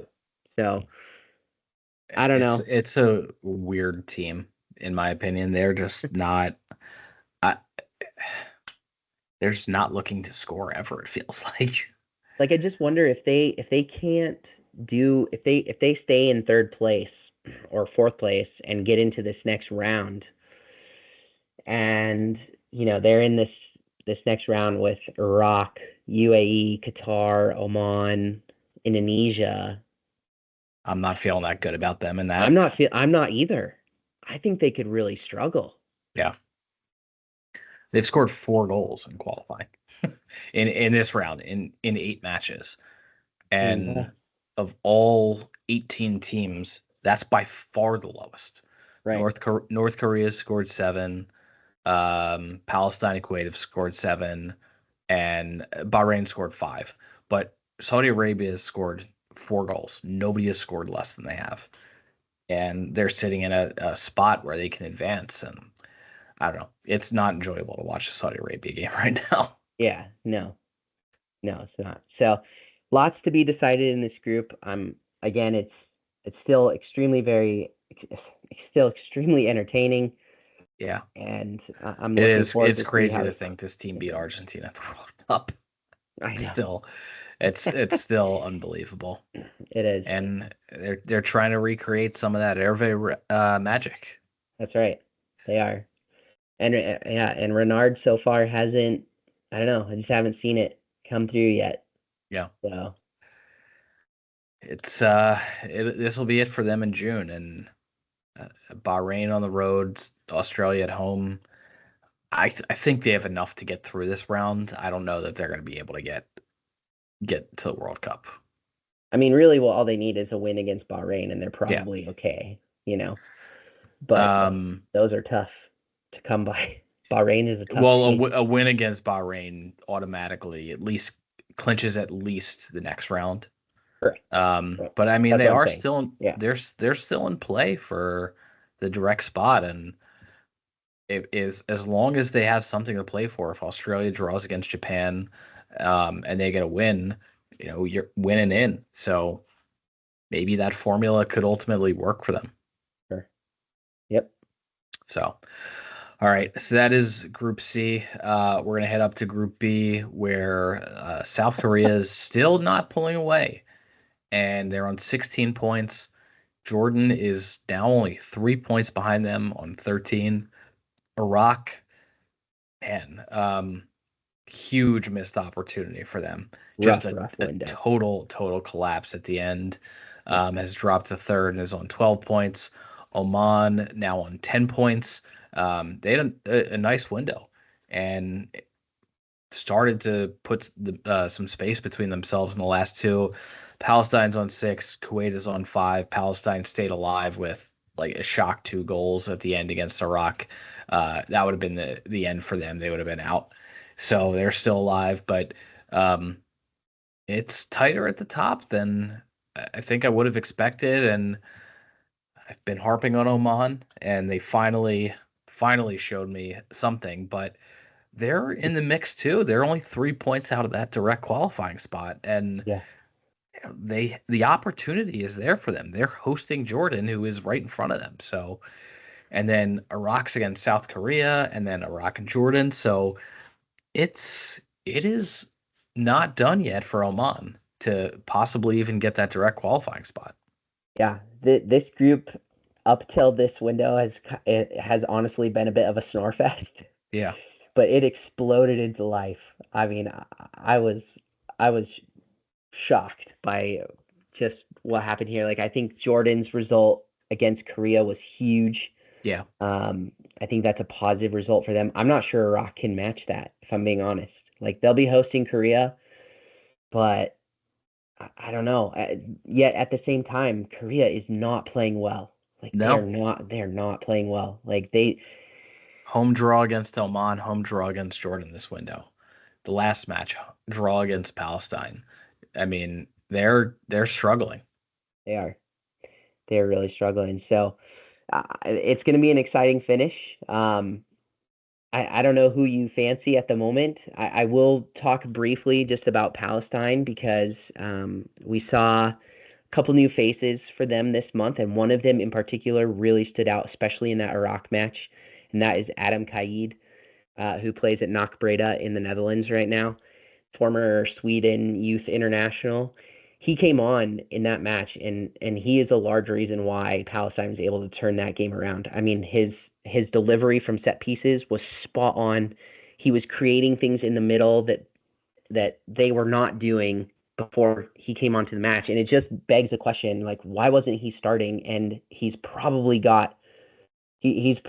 earned a starting spot in their next match, and so something that I will be keeping an eye on for sure, because I was very impressed with him. And yeah, 2 really late goals by Palestine, 88th minute, 97th minute, to get that, and that's the first time ever that Iraq has lost to Palestine. So, not the time to do it for Iraq, and No. they've just been dismal lately. They are finding goals, but I don't know, it just doesn't seem to be enough. And yeah, they they ended up saying farewell to Casas, so he's gone, and they'll be looking for a new manager ahead of the June window. Or Iraq will. So yeah, lots of things to be determined here. Yeah. I still think I'm expecting it to stay the way it is now. Yeah, I think so too.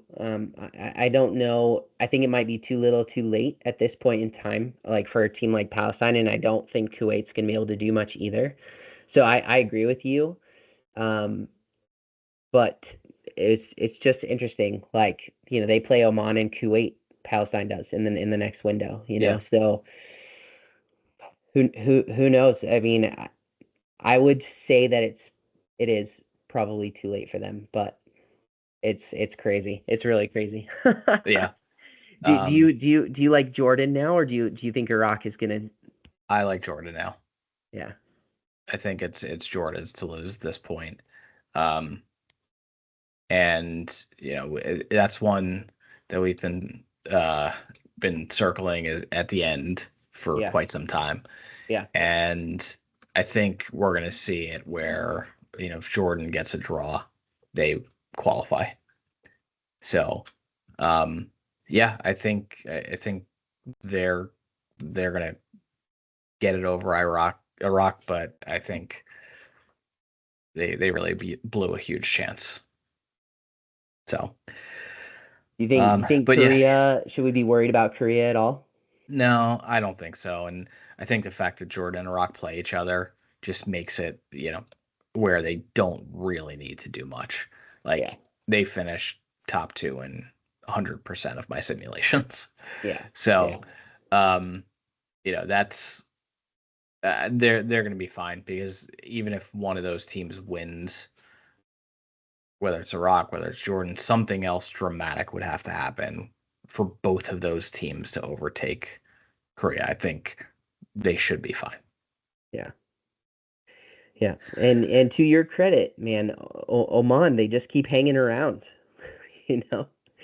They just keep hanging around. So very curious. Very curious.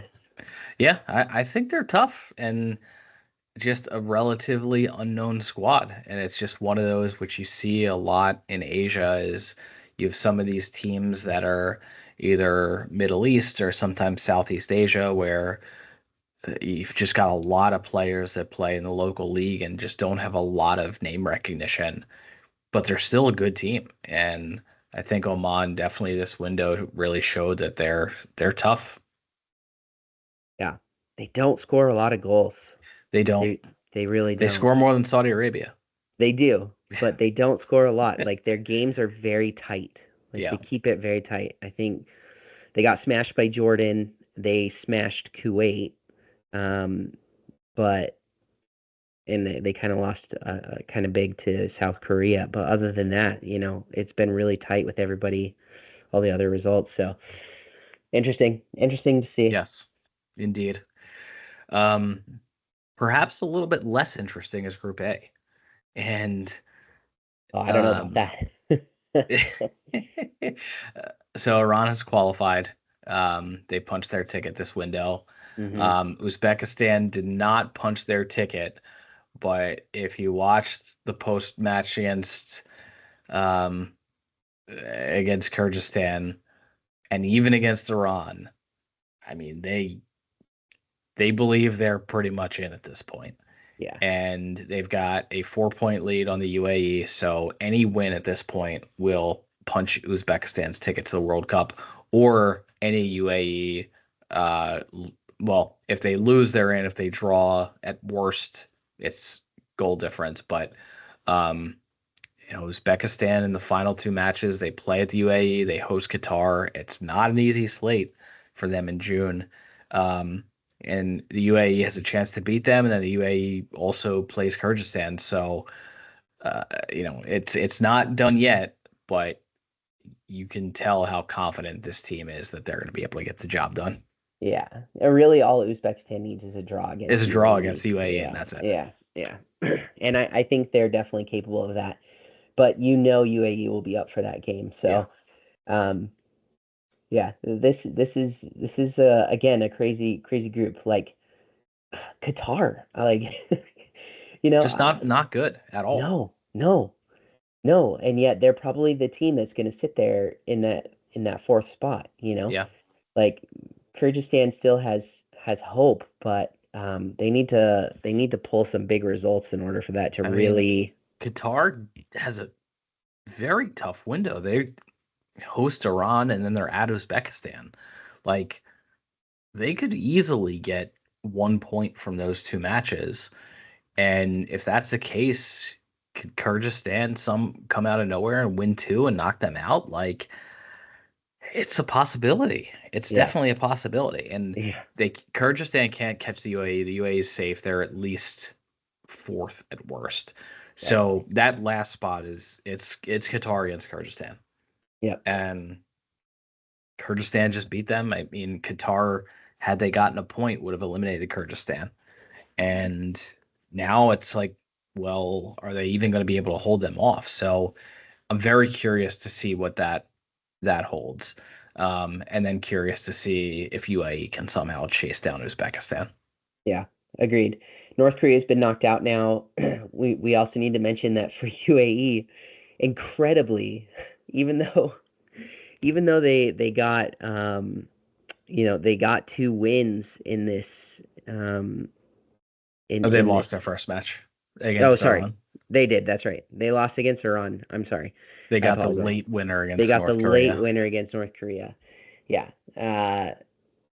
That's where I was going. Is they got the win against North Korea, but it just wasn't enough, and Paulo Bento has been sacked. So UAE has no manager right now. Haven't seen any rumors for who they may bring in, but what factor will that play? They're going to have somebody coming in there for basically, well, more than 2 matches, but the 2 matches left in this round, and so Yeah. It's I just another just don't know storyline. what the point of that is at this point in time. I agree with you. Like, the only thing you're playing for is, can you chase down Uzbekistan? And it might even be out of your control. If they beat Qatar at home, there's nothing you can do. You're in that spot. So, I mean, you already clinched a spot. You're not at risk of falling out ahead of the next round. I mean, are you that mad with the guy that you can't let him just see out the last 2 games that probably aren't going to mean anything? Yeah. But I don't know. Maybe they just decided, like, look, we know we're going to have matches to play beyond June, and we'd rather start the search earlier than later. I mean, maybe that's it, and it's more about just giving themselves more time to find the right guy than it is caring who actually manages the team in June. Yeah. So, yeah. I mean, I could see, at least from that angle, maybe some benefit, but yeah, the timing is a little odd. Yeah. So Uzbekistan was really close to qualifying in this window, right? Like if North Korea and the UAE had drawn that match, it wouldn't have been, UAE would have had to have lost that match for Uzbekistan to qualify. But anyways, it just would have made the goal. And I mean, they almost beat Iran in Tehran. Yeah. And Iran found a late equalizer, but I mean, those additional 2 points would have been massive also. That would have really just put them right on the brink. So, yep, absolutely. They still should be okay. Yeah. I give them a 96% chance to finish in the top 2. Yeah. And I give Kyrgyzstan, for the interested listener, a 9% chance of overtaking Qatar. So it's not that low. It's low, but it could be lower. Yeah. Can we talk briefly about Asian Cup a little bit? I just have a few things I want to talk about. Yes. I don't have many notes, so I will turn it over to you for some Asian Cup review. Okay. I thought in Group A, Philippines came out strong. They looked good. They got a 4-1 win over the Maldives. Tajikistan was a bit shaky. Only a 1-0 win against Timor-Leste. So that was interesting to me. But those 2 teams are the ones that we identified as the 2 that were going to duke it out for that group, and I still think that's the case. And I'm liking what I'm seeing from the Philippines right now. They look really strong. Group B, nothing too surprising there. Lebanon absolutely crushed Brunei. Yemen and Bhutan ended up drawing. Group C, this was interesting. No goals in Group C. 2 0-0 draws between Singapore and Hong Kong, and India and Bangladesh. We had talked about in our preview show with India with Chetri coming back, and then with Bangladesh with Chowdhury making his debut, and it ended all square there, with neither of those players really being able to make any sort of impact. This group might be a little bit more wide open than I expected. I thought it would be between Singapore and Hong Kong, but now I'm not so sure. I think it probably still is, but I think India will be in the mix. I mean, we talked about them as like the pot 1 team you wanted to draw, but I think they're still quality competition for the other two. Yeah, absolutely. So I'm really curious to see how that group shakes out going forward.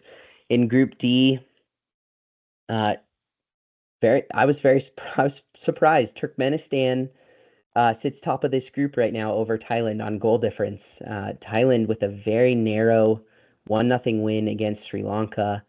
We've talked about Sri Lanka and how far they've come in the last year, and this was, I think, a huge testament to that. Thailand absolutely outperformed them in almost every single metric, and there were some missed opportunities by Thailand. They just couldn't finish.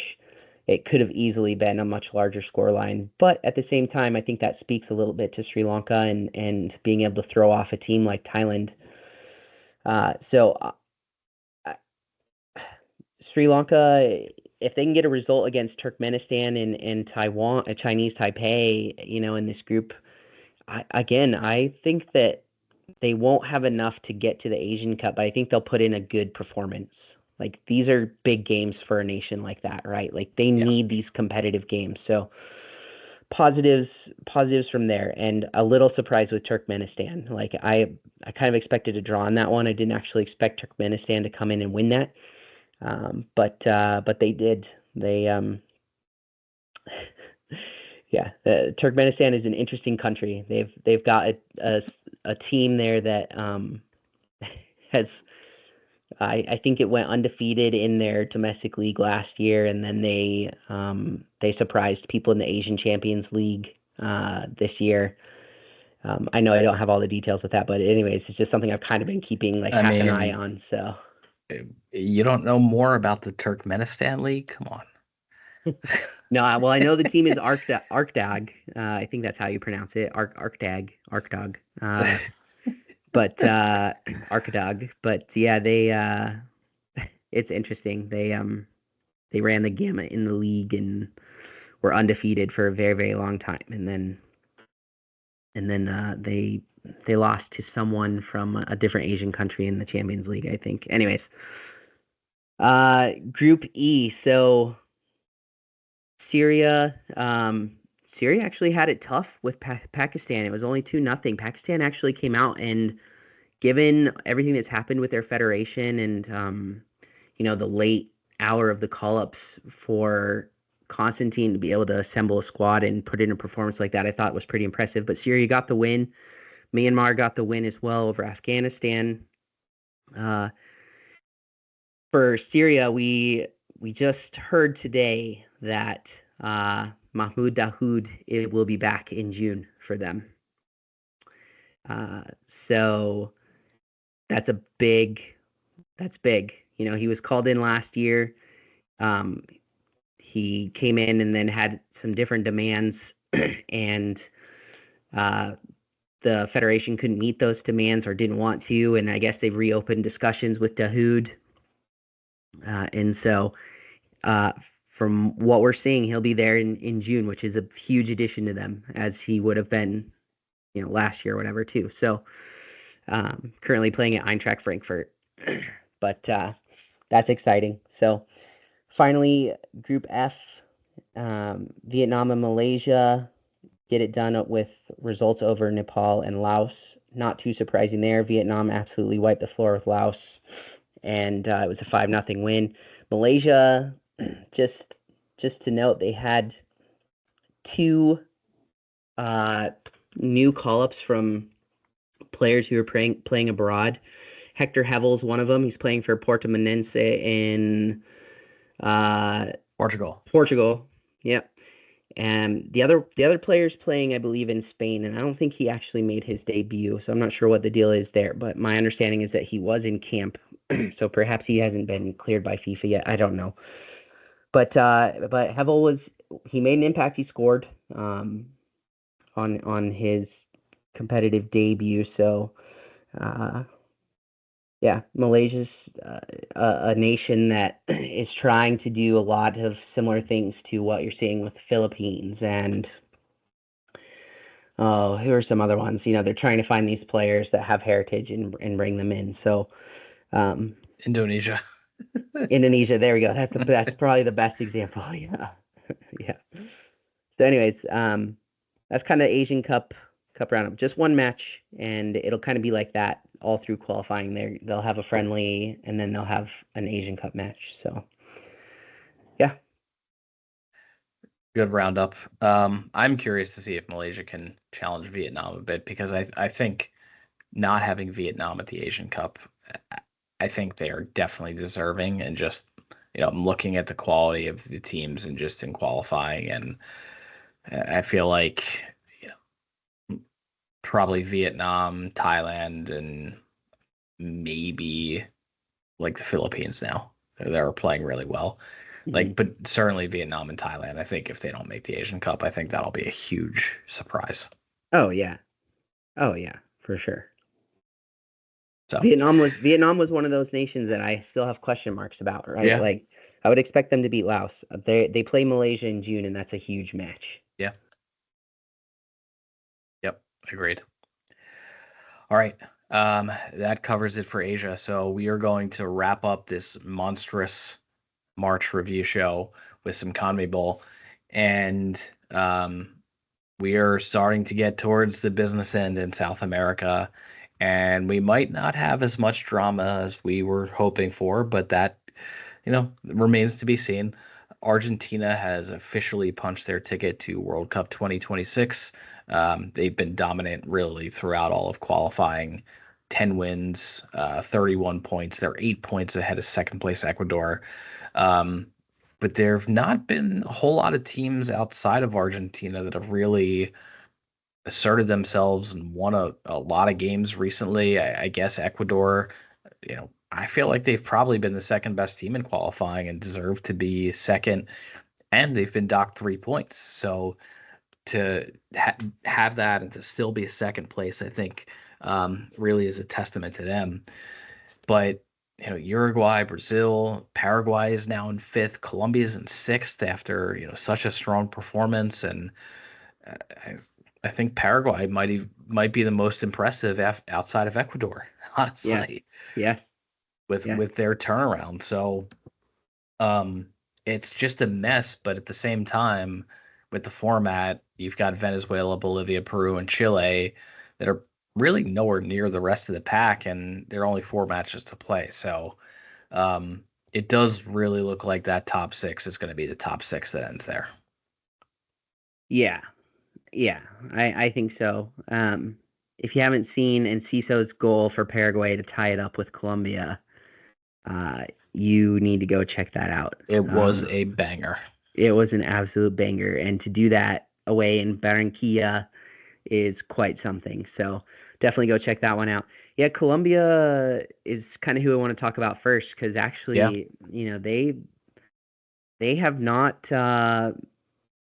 been so hot lately. They've lost 3 of their last 4, and then got that draw with Paraguay.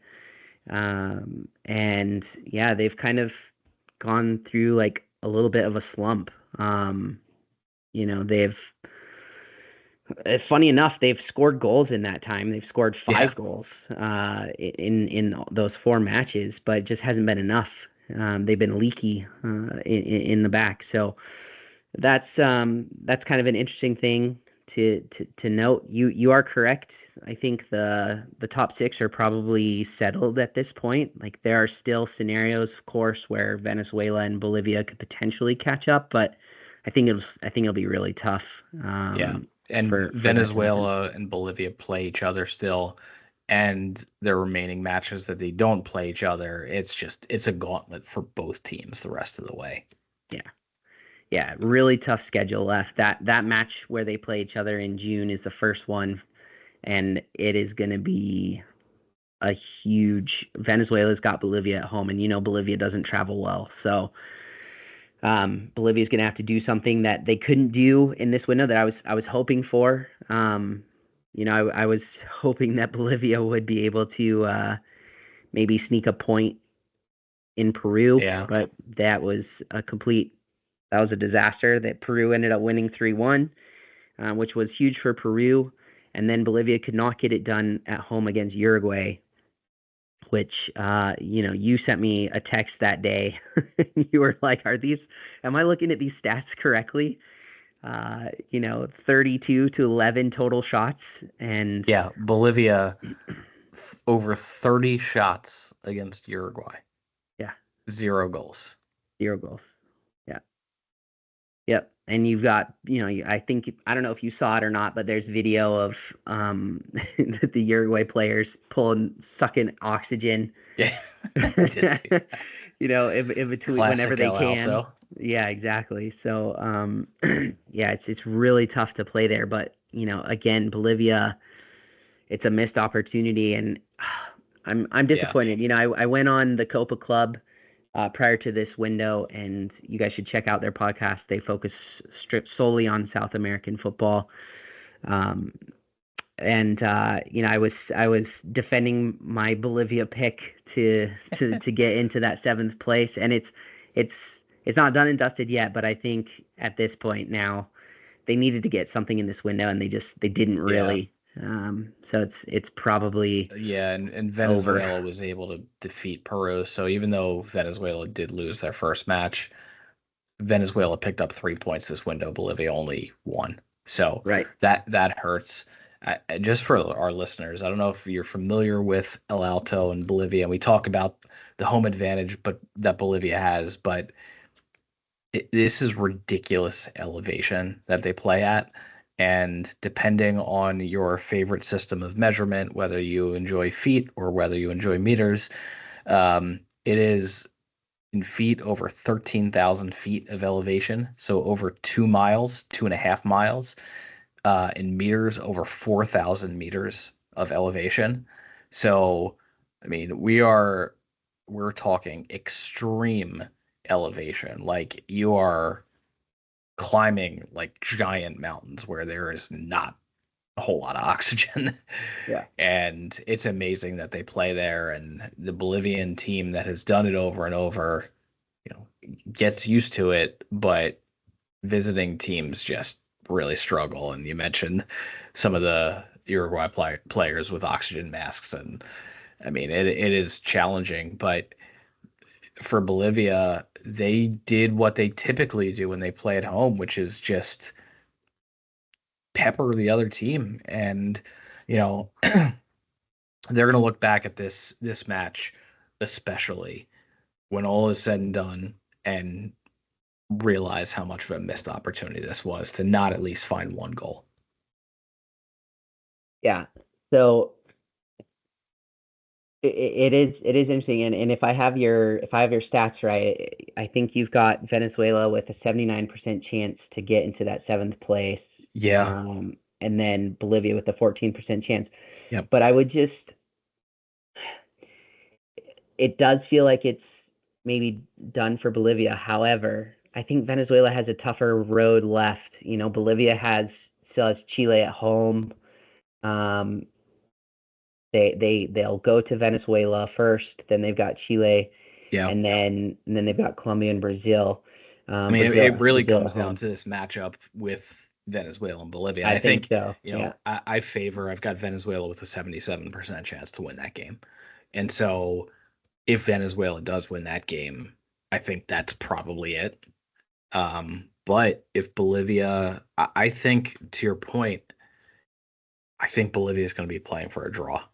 I know they would love to get 3 points, but not winning, I think, is pretty damaging for Venezuela. Like, that's 79-14.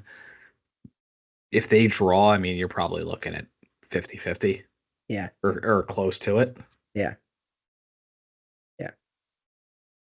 Yep. So it's going to be big.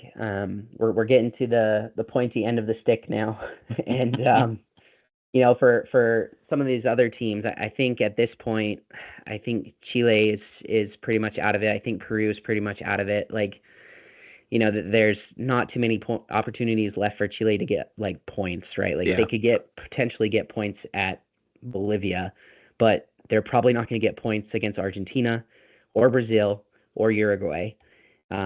Peru is in a similar situation, perhaps even a worse situation. They've got to go to Colombia, then they host Ecuador, Then they go to Uruguay, and then they host Paraguay. So I can't see a ton of points coming from those matches either. So at this point, I think I'm prepared to say that Peru and Chile are done. Yeah, I would agree with that. I just, the fact that Venezuela and Bolivia play each other, knowing that they're chasing both of those teams with 4 matches to play, and they have to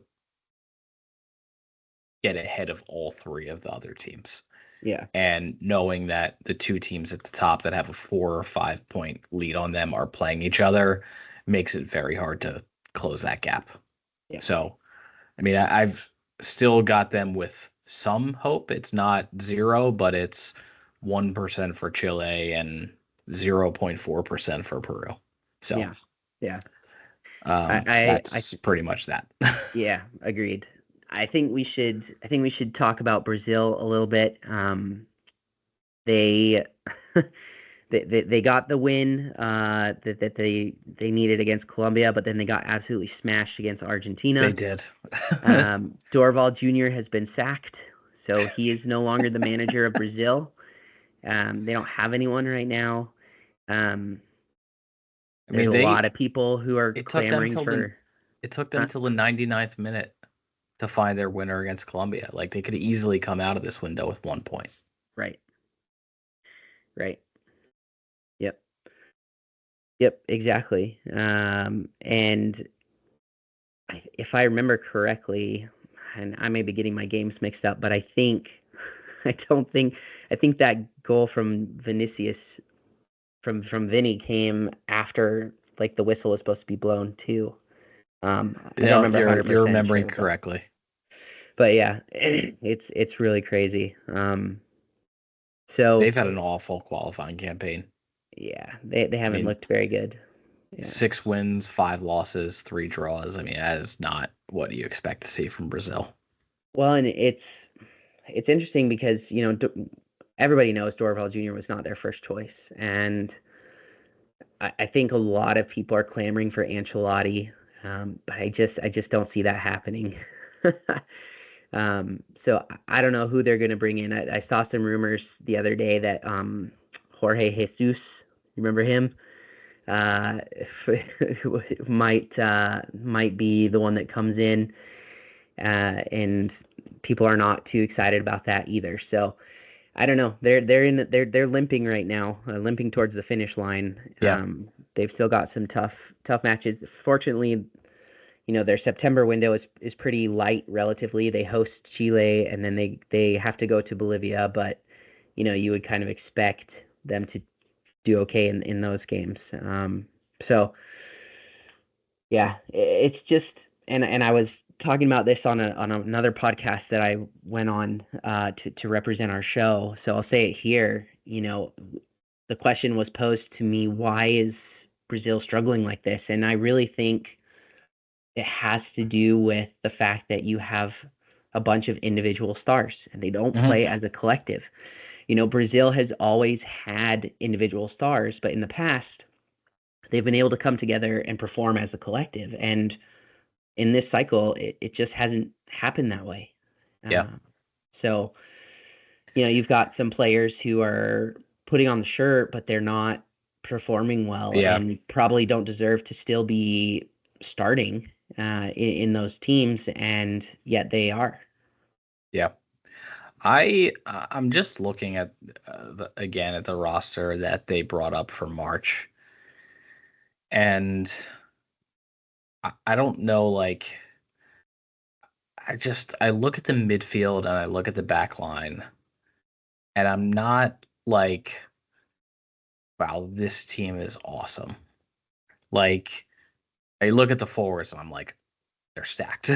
Yeah, sure. But I mean, the midfield is very, very good, and the back line is very good. Maybe not as good as we think. But it doesn't feel like you've got stars everywhere like they typically do. And I don't know if that has anything to do with that, that coming together as a team. But like Vinny Rodrigo and Edric all play for Real Madrid. Like, they're fine. But then you've got a bunch, like literally the front line plays for Real Madrid, the midfield plays for Wolves, and the back line plays for Flamengo and PSG. Like, you've got these separate teams that maybe, the familiarity amongst those players, they're not like coming together. Maybe they're like clicky. Yeah. Yeah. No, you raise a good point, and so I think that's the task for the next manager who comes in, is he's got to figure out how to get them working together as a collective. And I don't know specifically what that would entail. Like Cunha played up top against Argentina, and he scored a goal, but Yeah. He was probably their best performer on the night.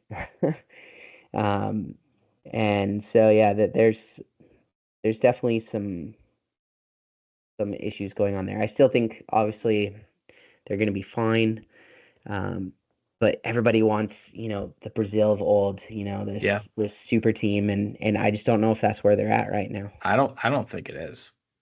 I don't think they're nearly as strong as they have been in the last however many years.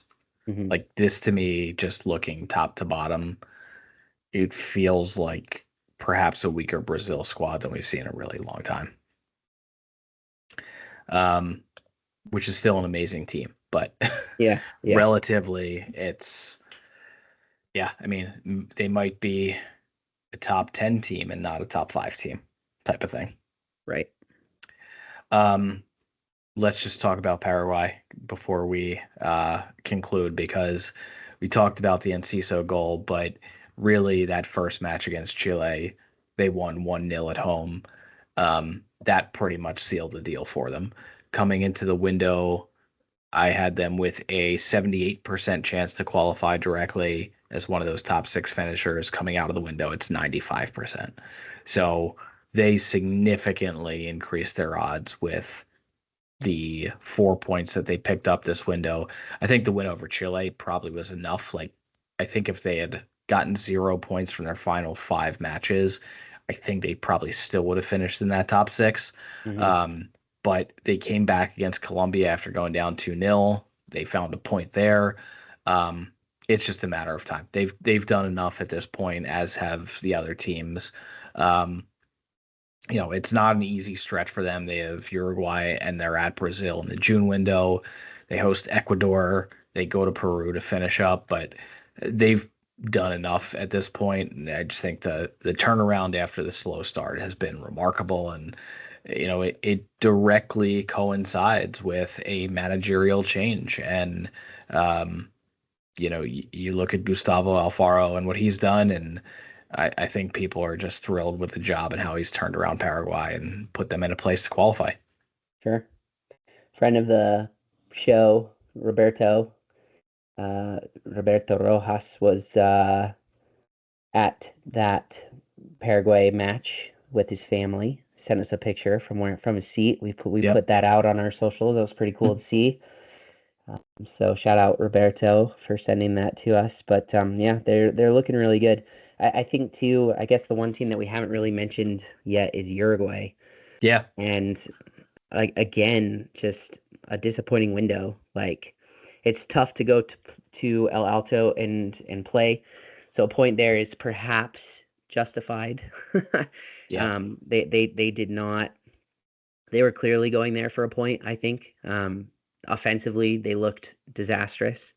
Uruguay did. They were looking for a point and air in no particular order. That's right. That's exactly right. And they got both eventually. But they hosted Argentina in their first match, and the Thiago Almada goal is another one that everybody should check out, because that was an amazing goal too, which ended up giving Argentina the win. And so here we are with this Uruguay team that was dominated at home by Argentina, didn't do a whole lot against Bolivia. They still look like they're in a really good position, not really overly concerned about them, but I don't know. Like, is there some? I mean, their last run in should easily get them qualified. They've got Venezuela, Peru, and Chile in their last 3 matches. Like, Yeah, I've got them at 99.6%. I don't know. World Cup qualifying in Comedy Bowl is long. Like it is long. they've been going through qualifying since September 2023, and just with this format being as forgiving as it is, especially to some of the better teams, you've got to expect they're not going to be switched on for every single window throughout qualifying. And Sure. I do wonder how much like just general fatigue has set in on some of these top teams in qualifying. Just like we've done enough. Let the rest of the results play out. We'll pick up a point here or there. We'll pick up a win here or there maybe, and they've done enough to qualify. So I don't know. I definitely feel like there's some fatigue setting in with Uruguay and probably Colombia also. Yeah, I guess the only thing with Uruguay is they've got to figure out a way to get some goals. Like, yes, they do. They didn't score at all in this window, and they funny enough in their squad they brought back some really old faces, like Federico Viñas. He's playing at Real Oviedo in the second division in Spain. Yeah. Agustin Alvarez is another one who hasn't been back for a while, playing at Elche. And he's not even like playing all the time for Real Oviedo. He's been injured too. So right, yeah. So Uruguay's fallen out of my top 10 at this point. They're 11th, but they were in the top 10 for a while, and currently as it stands, I've only got Argentina, Colombia, and Brazil in the top 10, and Colombia's dropped a little bit, Brazil's dropped a little bit, Uruguay's dropped a little bit. I think Ecuador's the only team that's been moved up. They're up to number 12 in my rankings. So I've been really impressed with Ecuador pretty much throughout all of qualifying. Oh, yeah. I feel like Uruguay's missing a star. Like, they had Suarez, they had Cavani, they relied on those guys forever, but... I mean, Valverde should be that guy. Nunez hasn't really done it. Yeah, he hasn't really done it.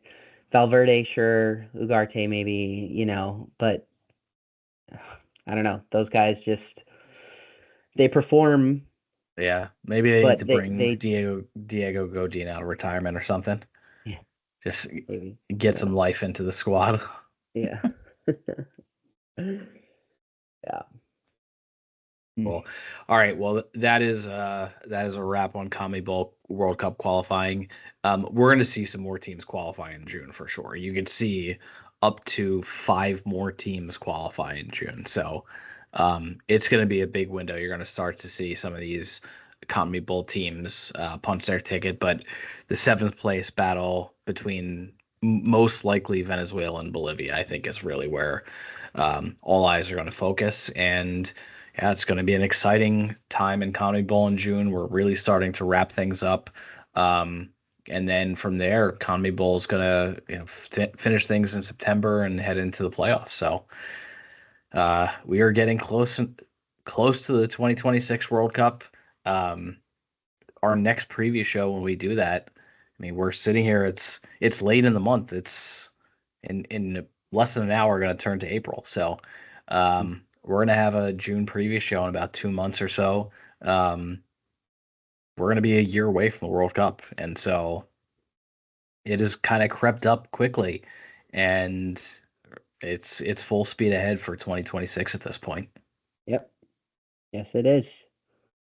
Well, to our listeners, if you've listened to both part 1 and part 2, or just part 2, or just parts of part 2, thank you for joining us. We really had a great time recapping the March window. A lot going on, World Cup qualifying, Nations League, and we saw some teams punch their ticket. Keep an eye on the big board. Joe is going to keep updating the big board on our socials everywhere. Give us a follow, a like, a subscribe at Window INTL Pod, X, YouTube, Instagram. We're all over the place. Give us a follow. Thank you very much for listening, and we will see you in June for the June Window preview show. Thanks again.